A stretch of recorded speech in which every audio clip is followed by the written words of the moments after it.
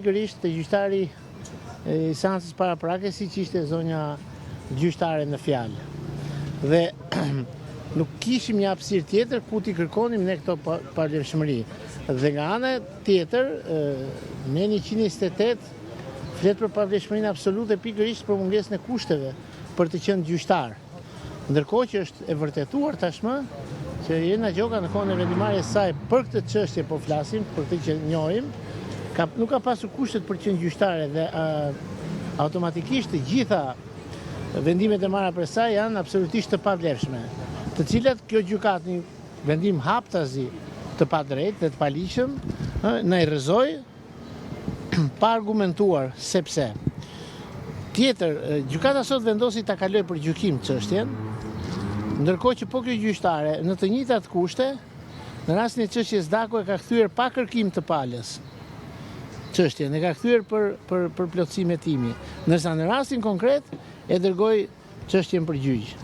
Dua këtu të theksoj me forcë rastin që kjo pavlefshmëri po mban prej 2 vjetësh zotin Jamar Maltezi në kushtet e arrestit shtëpiak, dhe zotin Berisha pra aq kohë sa ishte në arrest shtëpiak, por kjo si pasojë e kësaj vendimarrje të paligjshme të kësaj gjyqtare. Pra, Rama nëpërmjet agjencisë së tij GKK-os e realizoi edhe këtë fazë të paraprake për ta dërguar çështjen në gjyq.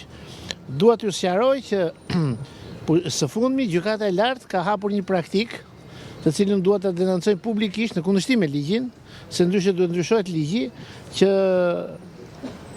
thotë se gjykata seanca paraprake nuk mund ta pushojë çështjen, o ta çojë gjyq ose ta kthejë mbrapa, sepse gjykata e themelit ajo që jep vendim në lidhje me fajsin ose jo. A thua se ne nuk e dinim këtë dhe ligjvënësi nuk e ka pas parasysh.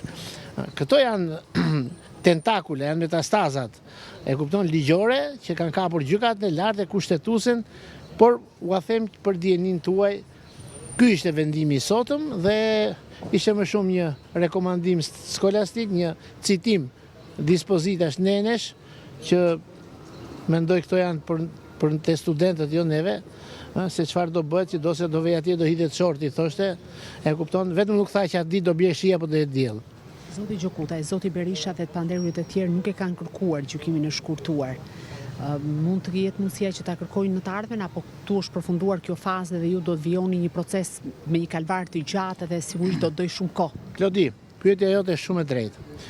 Atëre, ne nuk e kemi kërkuar gjykimin e shkurtuar për 2 arsye. E para që mungon fakti penal, dhe nuk kemi çfarë të shkurtojmë apo të zgjasim, dhe kjo është themeli i mbrojtjes, dhe e dyta, në momentin kur ne konstatojmë akte të pavlefshme dhe të papërdorshme, gjykimi i shkurtuar automatikisht është i rrëzuar, sepse nuk mundet të pranosh gjendjen e akteve me akte të pavlefshme ose të papërdorshme në të. Kështu që kjo gjykat pikërisht këtë bëri, që i vleftësoi ato akte, ju dha vlerën dhe e dërgoi në gjyq, por që sigurisht neve kemi leximin ton të ligjit gërm për gërm, faqe për faqe, edhe jo me kokë poshtë. Në themel do kërkoni gjykim shkurtuar apo mbetet për vlerësim? Atëre, çështja e gjykimit shkurtuar është mbyllur në këtë seancë dhe pa u kërkuar këtu nuk mund të kërkohet në themel. Pra këtu ngrihet dhe gjykata ja çon themelit, i cili formalisht e pranon. Por pa u bërë këtu kërkesa për gjykim shkurtuar nuk mundet ky kërkim të ngrihet në themel. Pra do të kemi proces zakonshëm. Po, do të ecet me gjykim të zakonshëm. Sa i takon pretendimeve tuaja për gjyqtarin Gjoka, a keni depozituar një kallëzim penal në SPAK? Ne kemi bërë të gjitha kërkimet tona, edhe në KLG, edhe në Inspektoratin e Lartë të Drejtësisë. Sigurisht edhe kallëzimin e kemi bërë, është gati.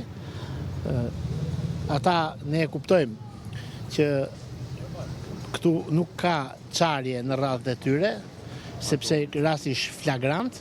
Ju e dini që kjo çështje u bë ditë që është bërë publike dhe nga ana e gjyqtares njëherë për çështje edhe profesionale, edhe etike, edhe morale, duhet të kishte dhënë një version të saj, një shpjegim të saj, ose të merrte ndonjë veprim të largohej, sepse ajo do të largohet, Po është më mirë kur ikën vetë me këmbët e tua se sa kur të heqin. Kështu që ne sigurisht po vazhdojmë, nuk ka mbaruar çështja. Kemi dhe ne strategjinë tonë. Duhet kuptoni që ne po luftojmë në një terren që nuk ka sy që shikojnë dhe nuk ka vesh që dëgjojnë.